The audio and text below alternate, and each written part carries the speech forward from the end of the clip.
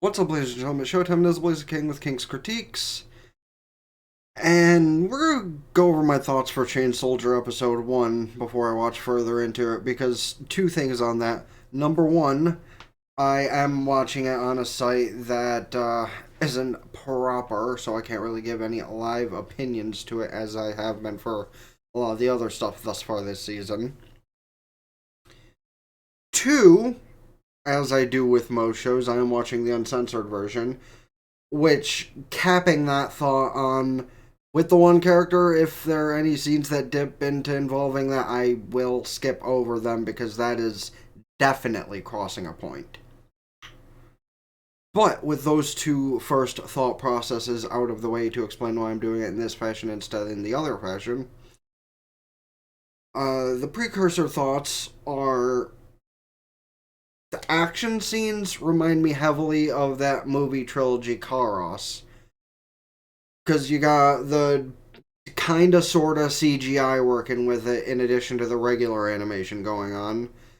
You know, you have some weird creatures designed to kill humanity. At least that's what all of these animes are about, I guess, so whatever. I'm also gonna just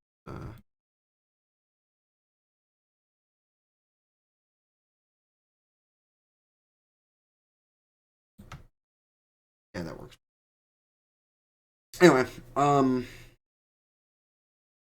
process. Reminds me of Karas for that stuff, and so far the characters are certainly something for what I have seen of them and know of them through, social media stuff. But we'll start with at least the two that we've seen thus far, the main guy character, who, of course, is the generic, I have no powers, but I'm lucky enough to have stumbled into a world where I can be suddenly given powers through X ridiculous means. And in the case of those ridiculous means, brings in our main female character, Hyoka. I think that was her name. I literally just watched it. I don't even remember. Regardless, she's the one who is the chain in the chain soldier part of the whole equation. Because, well, she has the power to make people her slaves. That is the quite literal definition. Hell, the translation for the anime has slave in the title, so it kind of just speaks to it, doesn't it? But honestly, the double edged sword of her power is very interesting. Because usually for powers like that, there's not any consequence. But the consequence is kind of why I guess this show has an uncensored version to it. Because anytime she has her slave do something for her, that she needs to give some sort of reciprocation. And in the case of the monsters that they were fighting, when she takes them over, it's just as simple a matter as like some food or something. In this case, the price is a bit more physical. Which, hey, good for a main male character in that regard. Maybe not so much in what happens to him later, but the end of the episode is the end of the episode, and more or less unimportant because it's just basically a way to keep him around for when they need him to fight. But as to is it a likable show? Yes. Because it's a few cases. One, do you like the CGI fight scenes from like Karos and stuff like that? Not like as weird CGI as Legend of Bahamut. Wait, was that the right show I'm thinking of? I think I did a review of like one episode and the CGI fights just did not stick with me. Do you like the generic trope of, you know, anime girls being made out to be attractive, which I get judged for, but honestly, fuck y'all. Yes, it is good in that regard. And are there other generic qualities of the show to it that are more on the comedic sense? Also, yes. Plus, they have, a divide of how the powers work.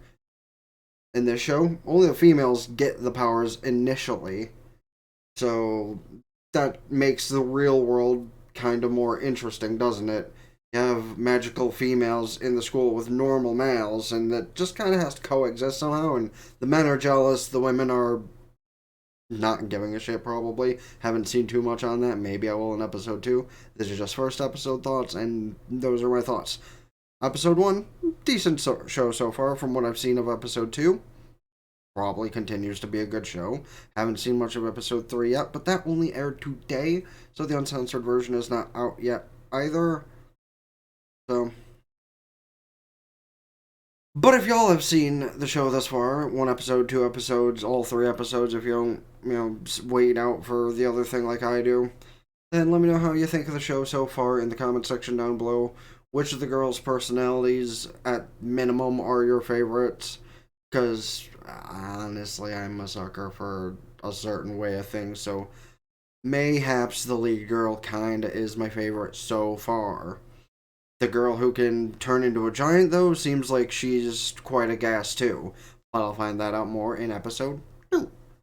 So, leave those opinions and anything else, as well as anything about, other stuff I should check out this season, next season, or in general.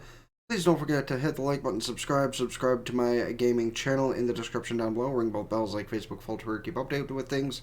TikTok, Patreon, where I have the unedited versions of these going up. I just have to be careful about what I'm uploading, I guess, because I got banned from Patreon yesterday, and I don't know if it was like a 24-hour ban, if the owner actually saw the email I sent. I have zero idea, man.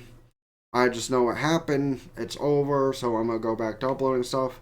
Maybe I'll calm down and try to upload only 1 or 2 things today to catch up. It's just a strange happening of whatever it was, but it's over now. Also, Twitch, subscribe there for benefits. Can do so Twitch Prime for free. And if you play Pokemon, you get free shiny Pokemon when you do, as well as the permission to brainstorm future subscriber benefits.